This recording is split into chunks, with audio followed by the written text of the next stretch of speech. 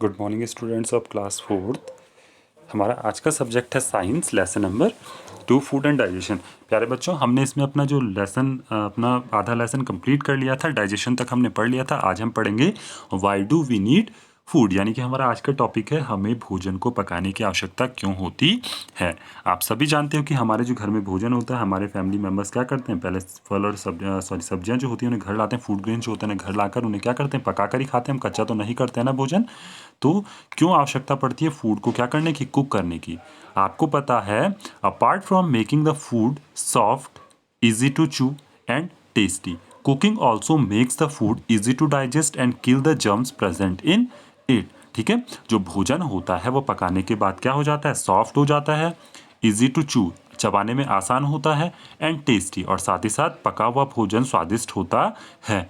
Cooking also makes the food easy to digest. ठीक है, पकने के बाद जो भोजन होता है वो डाइजेस्ट पचाने में भी आसान होता है, and kills the germs present in it. ठीक है, और पकाने के बाद भोजन जो होता है उसके अंदर के जर्म्स भी क्या हो जाते हैं, मर जाते हैं। If the food not cooked, the food germs present, if the food is not cooked, the germs which are present in the food enter our body and make us sick. यदि हम भोजन को कुक नहीं करते हैं, पकाते नहीं हैं, the germs which are present in the food, जो भोजन में क्या होते हैं, जर्म्स प्रेजेंट होते हैं, वह क्या करते हैं, हमारे शरीर में जाकर हमारे शरीर को बीमार बना देते हैं। There are some other precautions which should be followed while cooking. ठीक है, भोजन बनाते से समय हमें कुछ चीज़ों का भी ध्यान रखना चाहिए, जैसे कि we should never so cut vegetables in water for a long time. हमें कभी भी कटी हुई सब्जियों को लंबे समय तक पानी में भिगाना नहीं चाहिए। क्यों नहीं भिगाना चाहिए? Because all the vitamin present in them dissolve in the water. यदि हम सब्जियों को लंबे समय तक पानी में भिगा कर रखते हैं तो उनके अंदर जो वाइटामिन प्रेजेंट होते हैं वह क्या हो जाते हैं, पानी के साथ घुल जाते हैं, और उन्हें हम उस पानी को हम क्या कर देते हैं, फेंक देते हैं। Rice and other product should be cooked by adding just the right amount of water.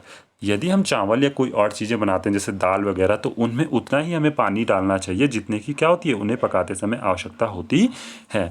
ठीक है, क्यों क्यों ज़्यादा नहीं लगाना चाहिए? As the vitamin that have dissolve in the water will be wasted if the extra water is thrown out.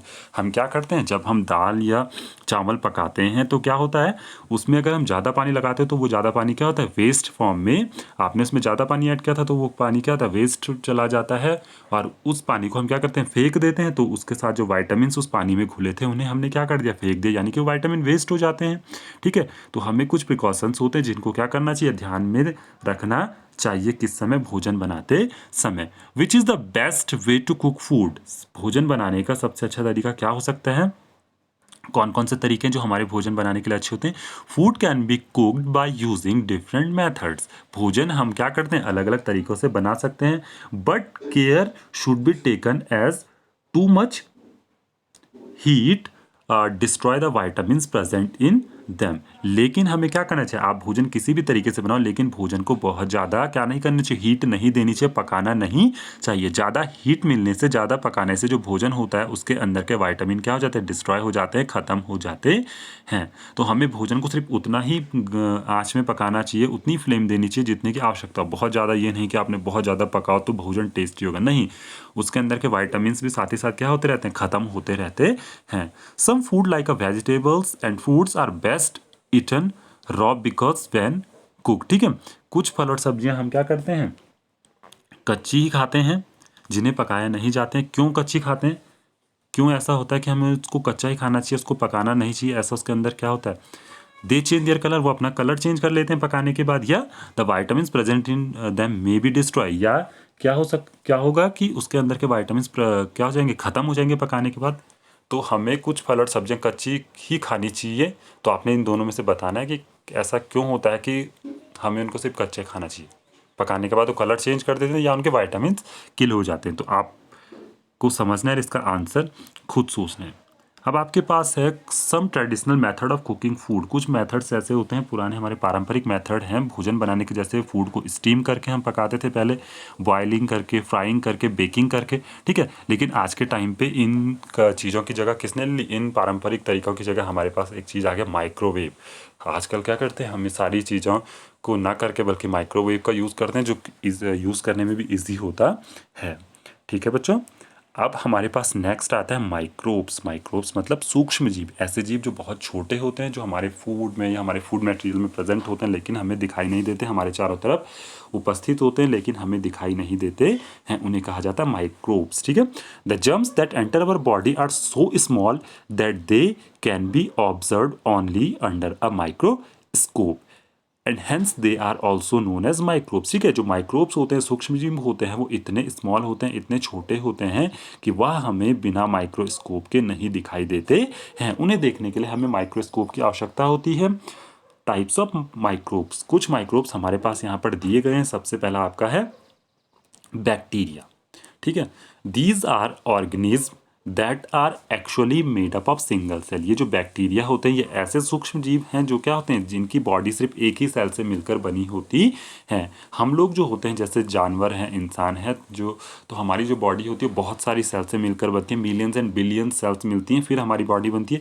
और bacteria इतना छोटा होता है कि उसकी जो बॉडी होती है वो सिर्फ एक ही सेल से मिलकर बनती है। They cause disease like a typhoid, tuberculosis, cholera and pneumonia. ठीक है। दे कॉज डिजीज, ये जो बैक्टीरियाज होते हैं ये हमारे शरीर में जाकर बीमारियां फैलाते हैं, जैसे कि typhoid, tuberculosis, cholera and pneumonia. ठीक है। लेकिन कुछ बैक्टीरिया ऐसे होते हैं, some of these help us to making curd from milk and some medicine. कुछ बैक्टीरिया हमारे लिए लाभदायक भी होते हैं, जैसे कि कौन सा बैक्टीरिया, जो क्या करते हैं, वो बैक्टीरिया जो दूध से दही बनाने में मदद करते हैं, वो हमारे लिए लाभदायक होते हैं। और कुछ बैक्टीरियाओं का यूज़ हम क्या करते हैं, दवाई बनाने के लिए भी करते हैं। नेक्स्ट आपका आता है viruses. These are smallest of all microbes and causes disease like a chicken pox, smallpox, influenza, common cold and polio. ठीक है। कुछ जो बैक्टीरियाज आपके होते हैं, कुछ वायरसेस आपके होते हैं, वायरस जो होता है वो हमारे शरीर में क्या करता है, बीमारियां फैलाता है, जैसे चिकन पॉक्स की बीमारी, स्मॉल पॉक्स की बीमारी, इन्फ्लुएंजा की बीमारी, जुखाम की बीमारी और पोलियो। ये जो बीमारियां ये हमारे शरीर में किसके कारण होती हैं, वायरस के कारण। ठीक है। तो आपको यहाँ पर शेप्स दी गई हैं, बैक्टीरिया किस शेप का होता है, आपका वायरस किस शेप का होता है, आपका फंजाई किस शेप का होता है, प्रोटोजोन्स किस शेप के होते हैं, सारे के सारे आपके माइक्रोब्स ही हैं। नेक्स्ट माइक्रोब्स हमारे पास आते हैं fungi. These are non green plants that grow on dead matters. जो फंजाई होते हैं वो प्लांट होते हैं, ठीक है, लेकिन ये नॉन ग्रीन होते हैं, हरे नहीं होते हैं। ठीक है। और कहाँ पर ग्रो करते हैं, डेड मैटर्स, सड़ी गली मरी हुई चीज़ों के ऊपर ग्रो करता है आपका फंजाई। ठीक है। They cause skin disease like a ringworm, athletes food etcetera. जो आपकी फंजाई होती हैं ये क्या करता है, स्किन डिजीज फैलाता है, इस त्वचा से संबंधित रोग फैलाता है, जैसे कि रिंगवॉर्म हो गया, आपका दाद हो गया, एथलीट फूट आपका हो गया। ठीक है। ये आपकी जो बीमारियां हैं किसके कारण होती है, फंजाई के कारण होती है। They are also responsible for food poisoning resulting from eat stale food. Food poisoning नाम की बीमारी भी क्या होती है, फंजाई के ही कारण होती है। और ये फूड पॉइजनिंग कब होता है, जब हम क्या करते हैं, बासी या अनहाइजीनिक फूड क्या करते हैं, ईट करते हैं, गंदा भोजन खाते हैं, बासी खाना खाते हैं। ठीक है बच्चों। उसके बाद सबसे लास्ट जो आपका माइक्रोब्स है वो आपका है प्रोटोजोआ। कौन सा है, protozoa. These are single celled organism that grow in dirty and wet places. जो आपको प्रोटोजोआ होता है ये क्या होता है, सिंगल सेल, ये भी सिंगल सेल होता है। और ये कहाँ ग्रो करता है, वेट प्लेसेस में, नमी वाले इलाकों में ग्रो करता है। They cause disease like a malaria and dysentery. जो प्रोटोजोआ आपका होता है वह इसके कारण कौन सी बीमारी होती है, मलेरिया और डायसेंट्री आपकी प्रोटोजोआ के कारण होता है, यानी कि ये भी हमारे लिए हार्मफुल हैं। How do germs harm us. जो जर्म्स होते हैं वो कैसे हमारे शरीर के लिए हार्मफुल होते हैं। You may fall sick if you have eaten something that contain some very small living things called germs. ठीक है। हम बीमार पड़ जाते हैं जब क्या होता है, हम किसके संपर्क में आते हैं, जर्म्स हमारे संपर्क में आता है, हमारे कांटेक्ट में आता है, तो वह हमारे शरीर को क्या कर देता है, बीमार कर देता है। These germs enter our body through stele food और डर्ट प्रेजेंट अराउंड अस। जो जर्म्स होते हैं वो क्या करते हैं, हमारे शरीर में कैसे आते हैं, वो हमारे शरीर में प्रवेश करते हैं, या तो हम बासी या गंदा भोजन खाते हैं, अनहाइजीनिक फूड खाते हैं, या डर्ट जो हमारे चारों तरफ प्रेजेंट होती हैं उससे जब हम सांस लेते हैं तो डर्ट के थ्रू हमारे शरीर में आ जाते हैं।